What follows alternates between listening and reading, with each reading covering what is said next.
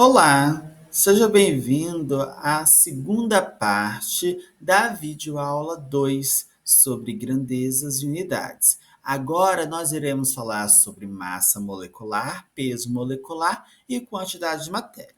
Então, para iniciar, começaremos pela massa molecular. Antes de falarmos dela, é importante citarmos a massa atômica, que é a massa de um átomo medido em unidades de massa atômica de símbolo U. Bom, a massa atômica indica quantas vezes o átomo é considerado mais pesado que um dozeavos do isótopo de carbono 12. Então, se a gente for pegar essa imagem abaixo, o átomo de flúor, ele é 19 vezes mais pesado que um dozeavos do isótopo de carbono 12. Então, ele tem esse peso 19 vezes maior.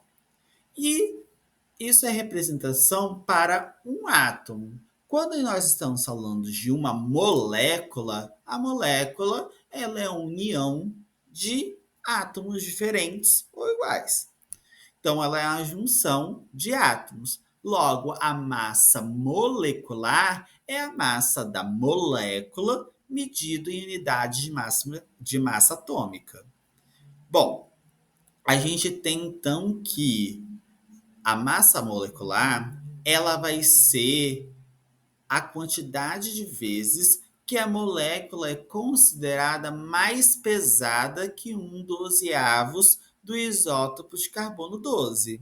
Então, se a gente pegar a imagem abaixo, nós temos a molécula de gás carbônico, CO2, e se a gente for verificar, ela é 44 vezes mais pesada que um dozeavos do isótopo de carbono 12.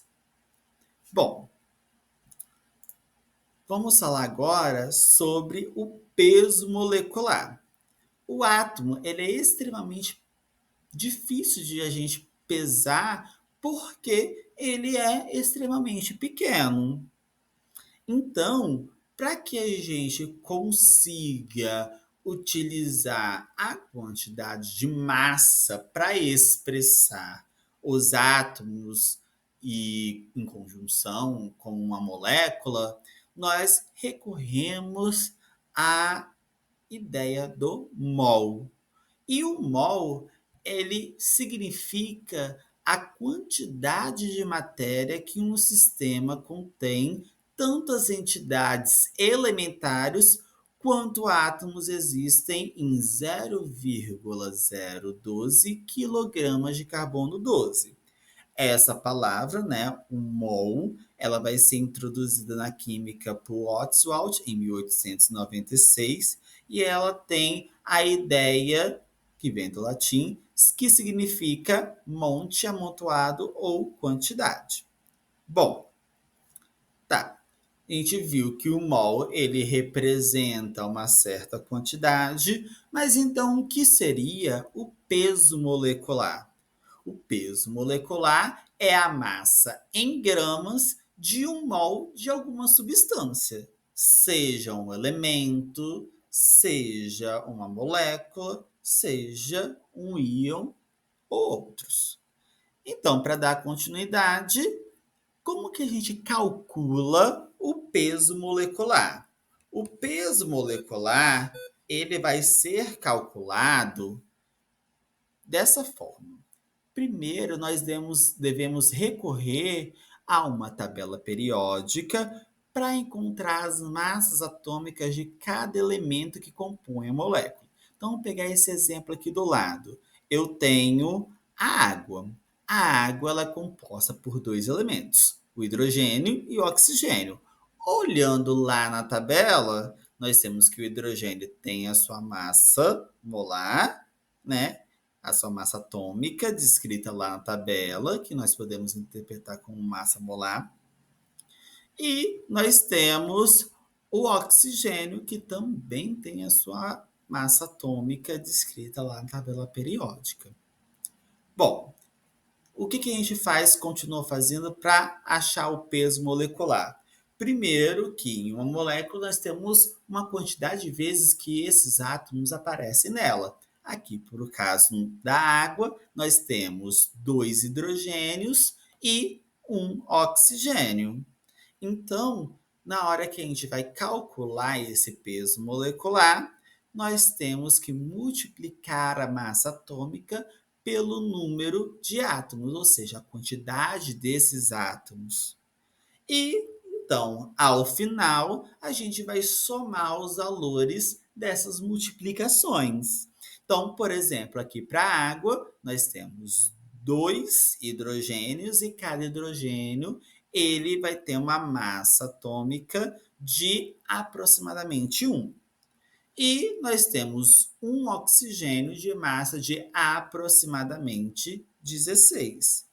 Quando a gente vai realizar esse cálculo, a gente chega que o peso molecular da molécula de água é igual a aproximadamente 18 gramas por mol, ok? Então, continuando para o último conteúdo, nós vamos falar agora sobre a quantidade de matéria.